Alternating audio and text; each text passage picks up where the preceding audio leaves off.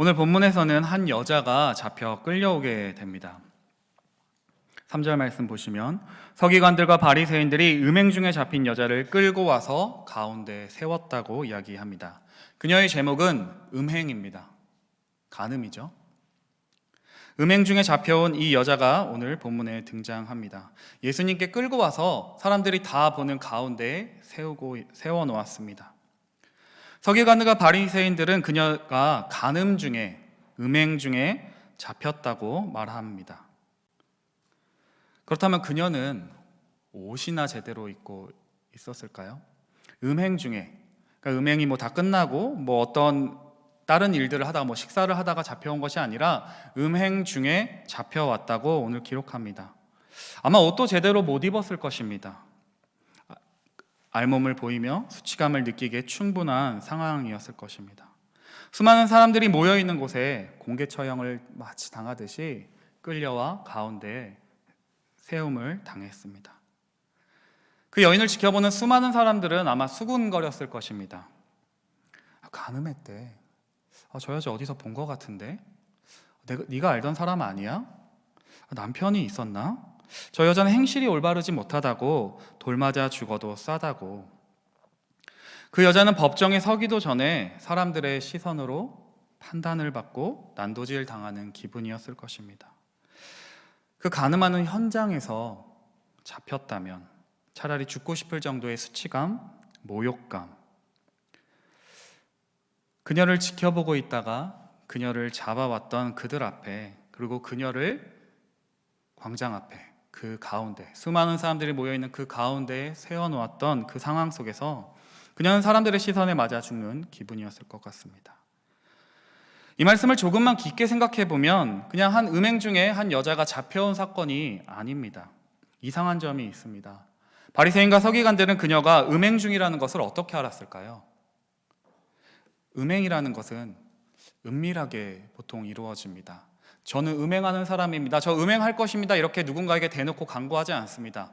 비밀스럽게 아무도 모르게 이루어집니다. 그런데 그 은밀한 중에 이루어지는 그 상황, 그 음행 중에 어떻게 잡혀오게 되었을까요? 이 말은 현장을 목격했던 사람이 있었다는 말입니다. 그녀가 음행하는 현장을 누군가 지켜보고 있었다는 말입니다. 어떻게 현장에서 잡았을까요? 그 당시에는 도청 장치도 없었습니다. 카메라도 없었습니다. 요즘은 카메라가 있고 도청 장치 이런 것들이 있어서 누군가에게 위치 추적을 달아놓든지 아니면 사진, 현장을 탁 찰칵찰칵 찍어 놓잖아요. 그러나 그 당시에는 도청 장치도 없었고 사진도 없었습니다. 그녀를 미행했던 것일까요? 무언가 석연치가 아니었습니다. 미리 계획된, 의도된 상황은 아니었을까 생각해 보게 됩니다. 또 한 가지 이상한 점이 있습니다. 음행은 혼자 하는 것이 아닙니다. 음행을 혼자 할 수는 없습니다. 분명히 대상이 있어야 합니다. 그렇다면 남자는 어디에 있었을까요? 오늘 본문에는 그 남자의 이야기는 기록되어 있지 않습니다. 그냥 음행 중에 한 여자만 잡혀왔다고 성경은 기록하고 있습니다. 그 남자는 도대체 어디 갔을까요? 같이 붙잡혔을 텐데 그 남자를 바리새인과 서기관들이 놓아주었던 것일까요? 아니면 남자는 여자를 버리고 36개 주랭랑을 쳤던 것일까요? 성경은 이 바리새인과 서기관들의 의도를 숨기지 않고 분명하게 말합니다. 우리 6절 말씀을 같이 한번 읽겠습니다. 함께 읽겠습니다. 시작. 그들이 이렇게 말함은 고발할 조건을 얻고자 하여 예수를 시험함이러라. 아멘. 예수를 시험하기 위해서 영어 성경에 try to trap, 덫을 놓기 위해 이 한 힘없는 여인을 주님께 끌고 오게 된 것입니다. 남자는 없습니다. 음행을 했다면 분명히 그 대상인 남자도 있었을 텐데 그 남자는 없이 그냥 힘없는 한 여인만 끌고 예수님 앞으로 데리고 왔습니다. 율법학자와 바리새인들은 모세의 율법을 들먹이면서 간음한 여인을 돌로 쳐야 되는 거 아닙니까? 라고 주님께 묻고 있습니다. 율법의 요구는 어떠할까요? 성경의 율법의 요구는 분명히 간음한 남자와 여자를 돌로 쳐 죽이라고 명령합니다. 레위기 20장 10절에는 이렇게 이야기합니다. 누구든지 남의 아내와 간음하는 자, 곧 그의 이웃의 아내와 간음하는 자는 그 간부와 음부를 반드시 죽일지니라. 음행했던 남자와 여자를 반드시 죽일 것이라고 명령합니다. 또 신명기에서는 음행죄를 처벌하는 두 가지 사례가 나옵니다. 신명기 22장 22절에 이렇게 기록합니다. 어떤 남자가 유부녀와 동침한 것이 드러나거든 그 동침한 남자와 그 여자를 둘 다 죽여 이스라엘 중에 악을 제할지니라. 분명히 한 여자만 죽이라는 이야기가 없습니다. 남자와 여자를 죽이라고 이야기합니다. 이어서 23절과 25절에 성 안에서 사람들이 있는 가운데 도움을 청할 수 있는 가운데 음행을 저지른 경우에는 남자와 여자를 모두 끌어내어 죽이라고 이야기합니다. 또 들판에서 아무에게도 도움을 청할 수 없는 상황이 되면 남자만 끌어내어 돌로 치라고 성경은 이야기합니다. 그 율법, 그들이 들이미는 서기관들과 바리새인들이 예수님 앞에 이 율법이 이렇게 이야기하고 있는데 당신은 어떻게 생각하십니까? 라고 하는 그 율법이 남자와 여자를 둘 다 죽여야 한다고, 만약에 들판에서 도움을 청할 수 없는 상황이라면 남자만 끌어내어 돌로 죽이라고 명령합니다.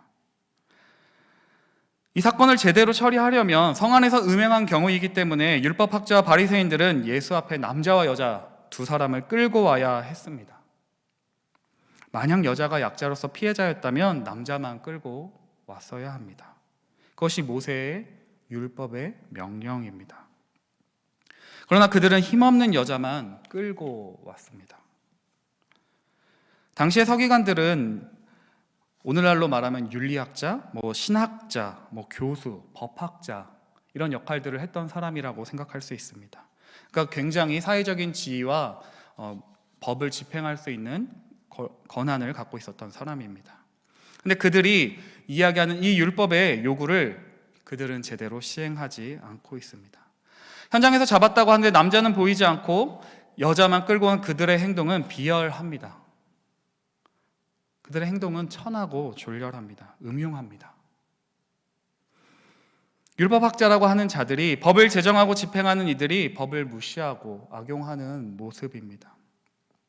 바리새인과 서기관들은 주님을 모욕하고 난처하게 하려고 덫을 놓았습니다. 오늘 본문에서 이 여자가 처한 상황은 공정하지 않은 그런 재판. 그러나 바리새인과 서기관들은 한 여자에게는 관심이 없습니다. 그냥 단순히 그녀는 목적을 위한 도구일 뿐이었습니다. 인간에 대한 존중, 최소한의 자비는 그들에게 없었습니다. 그냥 단순히 예수님께 덫을 놓기 위해서, 예수님을 시험하고자 그냥 한 여인의 인격을 무시하고 짓밟고 이용하였습니다. 그들은 숨겨진 의도를 본격적으로 드러냅니다. 여자는 끌려와서 예수님 앞에 세워졌지만 실제 재판받고 있는 것은, 재판에 피고로 서 계신 분은 그 여인이 아니었습니다.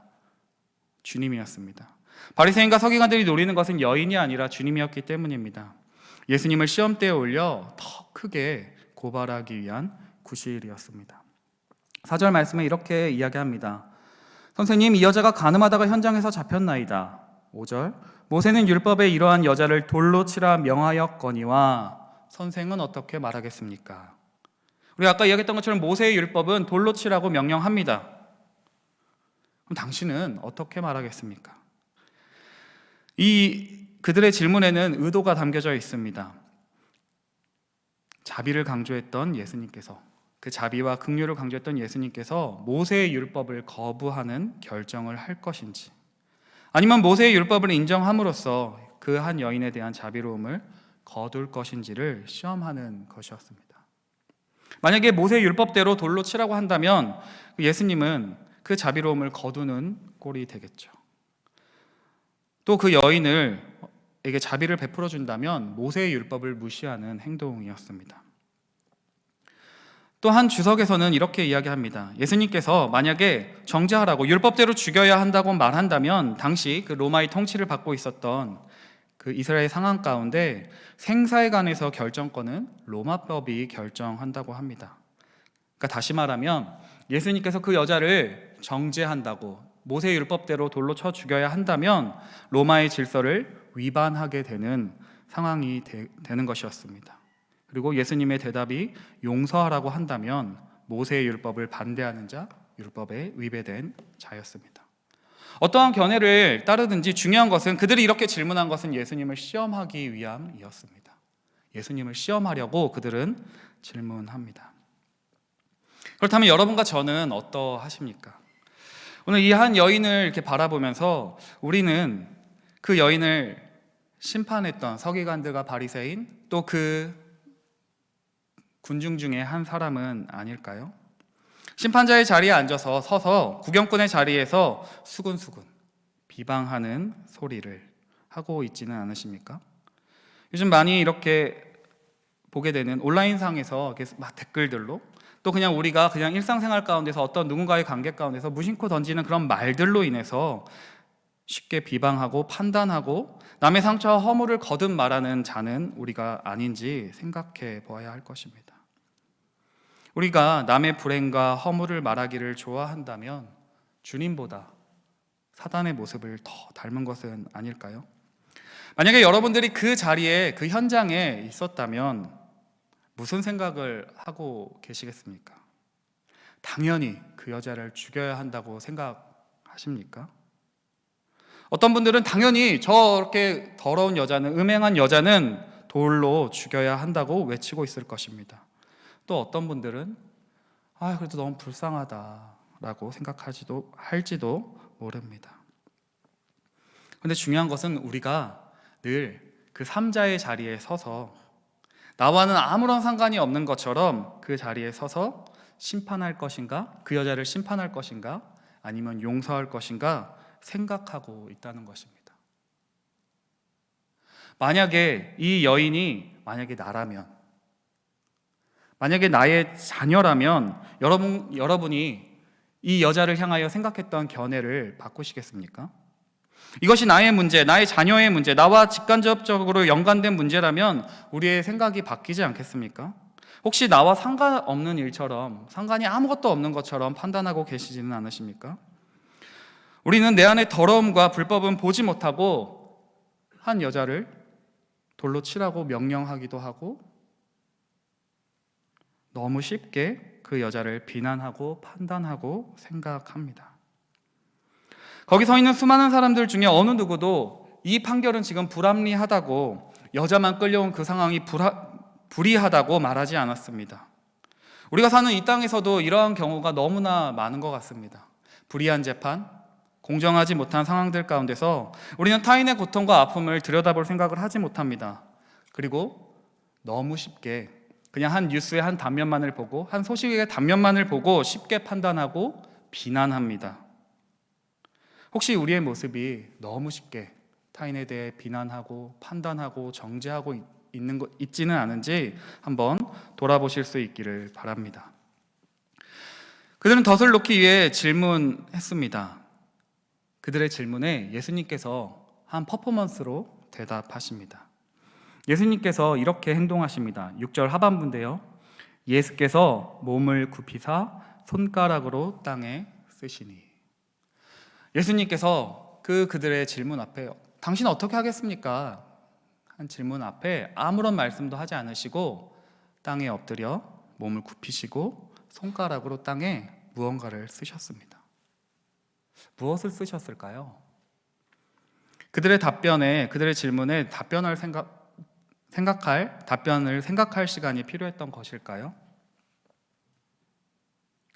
무엇인지는 알지 못하겠습니다. 그리고 주님이 말씀하십니다. 7절에 너희 중에 죄 없는 자가 먼저 돌로 치라. 그리고 다시 몸을 굽혀 손가락으로 땅에 쓰십니다. 주님은 땅에 글씨를 쓰셨습니다. 주님이 이 땅에 무엇을 쓰셨을까에 대해서 좀 많은 견해들이 있습니다. 어떤 학자들은 그들 각자의 죄를 주님께서 쓰셨다고 봅니다. 주님께서 그 자리에 모여있는 수많은 군중들의 죄를 하나하나 적었다고 보는 견해도 있습니다. 또 한 견해는 하나님이 친히 주신 율법, 그 10계명을 주셨다고, 그것들을 쓰셨다고 보기도 합니다. 그렇게 보는 근거는 예수께서 몸을 굽혀서 땅에 쓰시는데 특별히 반복되는 단어가 있습니다. 6절에 보시면 손가락으로 땅에 쓰시니, 8절에 다시 몸을 굽혀 손가락으로 땅에 쓰시니. 그냥 쓰셨다고 하지 않고 특별히 손가락으로 땅에 쓰셨다고 이야기합니다. 이 반복되는 손가락이라는 단어를 통해서 출애굽기에서 하나님께서 직접 손가락으로 글씨를 써주신 것, 그 십계명을 쓰셨다고 보기도 합니다. 출애굽기 31장 18절에 이렇게 기록되어 있습니다. 여호와께서 시내산 위에서 모세에게 이르시기를 마치신 때에 증거판 둘을 모세에게 주시니 이는 돌판이요 하나님이 친히 쓰신 것이더라. 한글 성경에는 친히 쓰신 것이라 이렇게 되어 있는데 영어 성경에는 by the finger of God, 하나님의 손가락으로 쓰셨다고 기록되어 있습니다. 신명기 9장 10절에는 명확하게 이야기합니다. 여호와께서 두 돌판을 내게 주셨나니 그 돌판의 글은 하나님이 손으로 기록하신 것이요 너희의 총회의 날에 여호와께서 산상불 가운데서 너희에게 이르신 모든 말씀이니라. 이 말씀에 근거하여 예수님께서 그 땅에 쓰신 글씨를 십계명, 하나님이 주신 율법이라고 본다면 모세에게 주님께서 율법을 그 돌판에 쓰셨던 것처럼, 이렇게 글씨를 쓰셨던 것처럼 예수님이 땅에 손가락으로 글씨를 쓰고 있다면 이 말은 예수님의 손가락이 하나님의 손가락이라는 말입니다. 예수님께서 그 율법의 근본이 되는 그 십계명을 하나님이 쓰셨던 것처럼 예수가 그 율법의 창시자임을 드러내고 있다는 말이 됩니다. 예수님은 그 모여있던 수많은 무리들에게 이야기하십니다. 너희 중에 죄 없는 자가 먼저 돌로 치라. 너희 죄를, 지금 너희가 감추고 있고 아무에게도 들키지 않았던 너희의 마음에 있는 그 수많은 죄를 다 아는 하나님 앞에서 너희가 돌을 던져보라는 말입니다.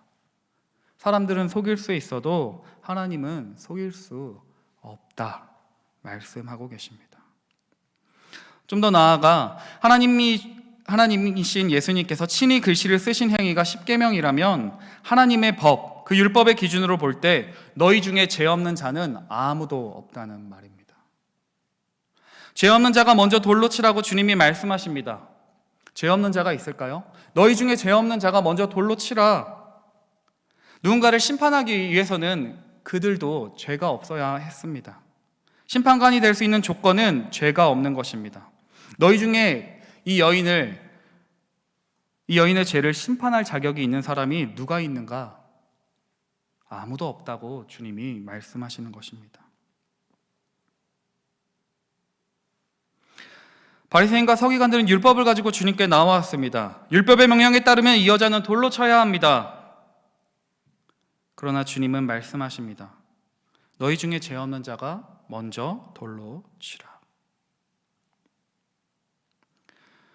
너희 중에 그 여자를 심판할 자격이 있는 사람은 아무도 없다. 성경도 우리에게 분명하게 기록합니다. 로마서 3장 10절에 이렇게 이야기합니다. 기록된 바 의인은 없나니 하나도 없으며. 또 로마서 3장 19절에 우리가 알거니와 물은 율법이 말하는 바는 율법 아래에 있는 자들에게 말하는 것이니 이는 모든 입을 막고 온 세상으로는 하나님의 심판 아래에 있게 하려 함이라. 그러므로 율법의 행위로 그의 앞에 의롭다 하심을 얻을 육체가 없나니 율법으로는 죄를 깨달음이니라. 아멘. 주님은 그들을 향하여 이렇게 얘기하십니다. 너희 중에 아무도 죄 없는 자가 없다. 아무도 이 여자를 심판할 자격이 없다. 오늘 성경에서는 양심의 가책을 9절에 이 말씀을 듣고 양심의 가책을 느껴 어른으로부터 젊은이까지 하나씩 떠났다고 기록합니다. 원문에는 양심의 가책을 느끼고 돌아갔다는 말은 없습니다. 쉽게 얘기하면 자신들의 죄가, 자신들의 그런 불의한 모습이 들통이 나서 부끄러워 돌아간 것이라고 할 수 있습니다. 그들은 자신들의 죄가 떠올랐을 것입니다. 그리고 수많은 사람들이 떠나고 그 자리에는 오직 예수님과 그 여인만 남게 됩니다. 이 여인을 유일하게 심판하실 수 있는 분은 오직 예수님 뿐이셨습니다. 왜냐하면 예수님만이 죄가 없으신 유일하신 분이기 때문입니다. 주님이 여인에게 묻습니다. 너를 고발하던 그들이 어디 있느냐? 너를 정죄한 자가 없느냐? 여기서 정죄했다는 이 단어는 헬라어로는 카타크리노, 비난, 정죄, 고소, 저주하고 불리한 판단을 한다는 의미입니다. 그러니까 막 비난하고 너희들에게 판결을 내리고 좋지 않은 상황에 처하게 만들던 그 정죄한 자들은 어디 있느냐 주님이 묻습니다. 여인이 대답합니다. 주님, 아무도 없습니다. 그리고 주님이 그 여자를 향하여 이렇게 말씀하십니다. 우리 11절 말씀 같이 한번 읽어보겠습니다. 11절 말씀입니다. 함께 읽겠습니다. 시작. 대답하되 주여 없나이다. 예수께서 이르시되 나도 너를 정죄하지 아니하노니 가서 다시는 죄를 범하지 말라 하시니라. 아멘. 나도 너를 정죄하지 않는다 이야기하십니다. 나도 너를 비난하지 않겠다. 나도 너를 저주하지 않겠다. 너를 불리한 판단에 놓아두지 않겠다. 주님께서 말씀하십니다. 오늘 말씀을 묵상하면서 음행 중에 잡힌 여자가 우리의 모습은 아닐까 생각해 보았습니다. 동의가 되세요? 음행 중에 잡혀온 그 여인, 누구에게도 도움을 청할 수 없었던 그 여인, 서기관들과 바리새인들의 정죄를 받아서 꼼짝없이 돌로 죽어야만 했던 그 여인의 모습이 우리의 모습은 아닐까 생각해 보았습니다. 우리를 정죄하는 사단은 끊임없이 우리를 잡기 위해서, 우리를 고발하기 위해서 호시탐탐 기회를 노립니다. 이 여인이 서 있었던 그 자리는, 그 광장은 우리가 서 있던 자리입니다. 요한계시록 12장 10절에 이렇게 이야기합니다. 내가 또 들으니 하늘에 큰 음성이 있어 이르되 이제 우리 하나님의 구원과 능력과 나라와 또 그의 그리스도의 건세가 나타났으니 우리 형제들을 참소하던 자, 곧 우리 하나님 앞에서 밤낮 참소하던 자가 쫓겨났고, 여기서 이 참소한다는 단어가 동일한 아까 카타크리노, 정죄한다는 말과 동일합니다. 우리를 참소하던, 우리의 형제들을 참소하던 자가 쫓겨났다고 요한계시록에서 이야기합니다. 참소하던 자가 누구입니까? 사단입니다. 사단은 우리를 끊임없이 정죄합니다. 불합리한 판단에 우리를 처하게 만듭니다.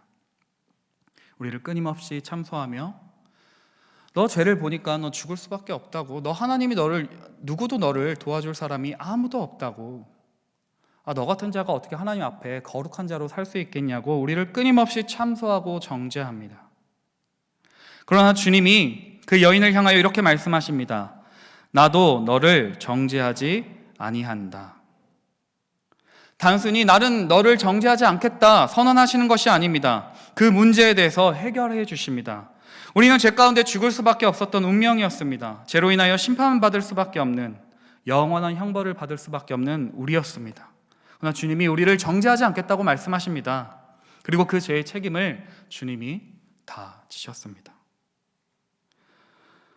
요한복음 8장 24절에 이렇게 주님이 말씀하십니다. 제가 한번 읽어드릴게요. 그러므로 내가 너희에게 말하기를 너희가 너희 죄 가운데서 죽으리라 하였노라. 너희가 만일 내가 그인 줄 믿지 아니하면 너희 죄 가운데서 죽으리라. 무슨 말입니까? 너희는 죄 가운데서 죽을 것이다. 그런데 만일 내가 예수를 믿는 자는 죽지 않는다는 그런 말입니다. 내가 그인 줄 믿지 아니하면 너희가 죄 가운데서 죽으리라?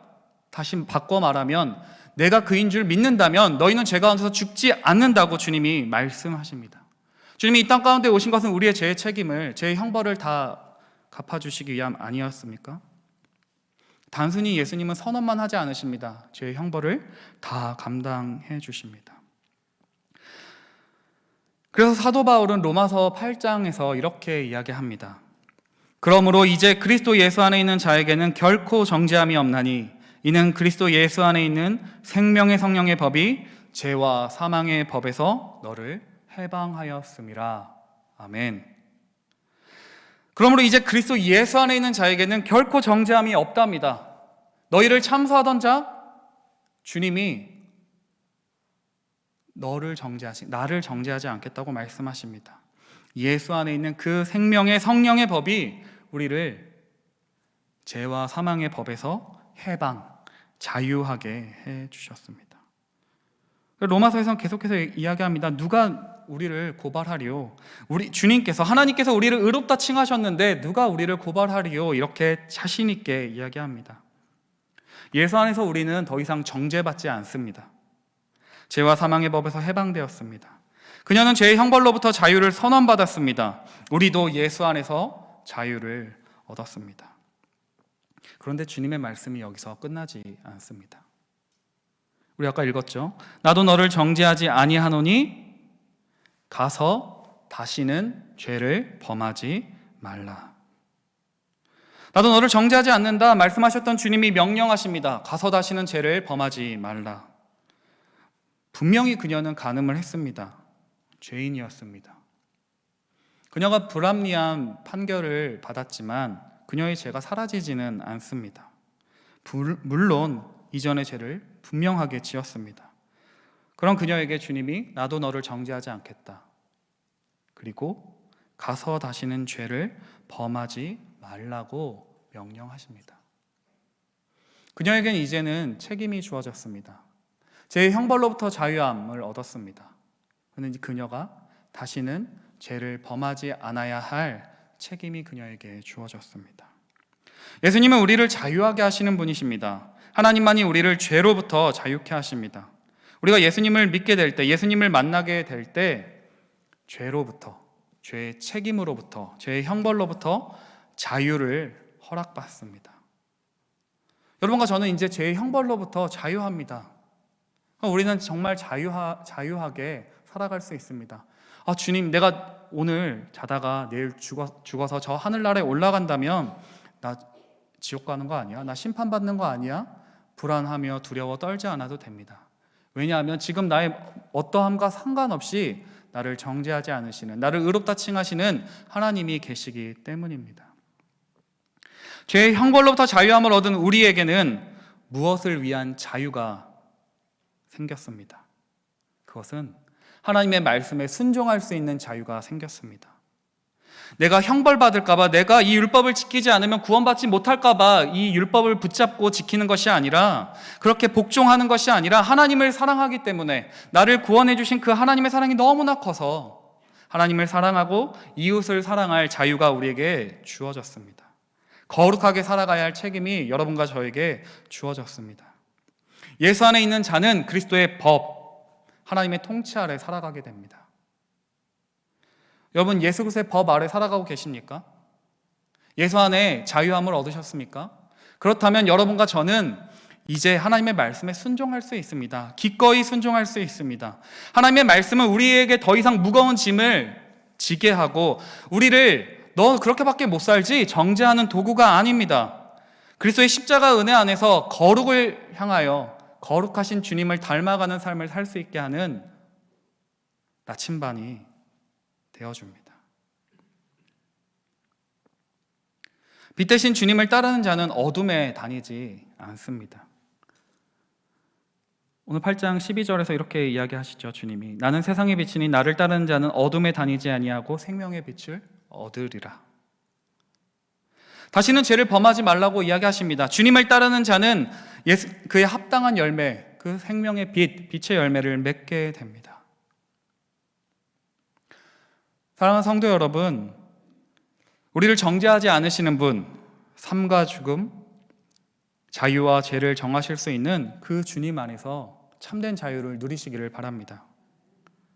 그리고 순종하는 자유, 하나님과 이웃을 사랑하는 자유를 누리실 수 있기를 바랍니다. 우리 모두는 죄인입니다. 돌에 맞아 죽어야 할 죄인이었습니다. 그러나 주님이 우리를 향하여 정죄하지 않으십니다. 자신이 죄의 대가를 다 지불하셨습니다. 율법은 우리를 정죄합니다. 그러나 예수님은 우리를 정죄하지 않으십니다. 요한복음 8장 34절에 이렇게 예수님이 말씀하십니다. 진실로 진실로 너에게 이르노니 죄를 범하는 자마다 죄의 종이라. 36절 그러므로 아들이 너희를 자유롭게 하면 너희가 참으로 자유로우리라. 아멘. 죄를 범하는 자마다 죄의 종이라. 그러나 아들이 너희를 자유롭게 하면 너희가 참된 자유를 얻을 것이라고 이야기하십니다. 그 주님께서 우리에게 말씀하십니다. 나도 너를 정죄하지 않는다. 늘 죄를 짓는 우리를 정죄하지 않으시고 주님의 품에 안아 주십니다.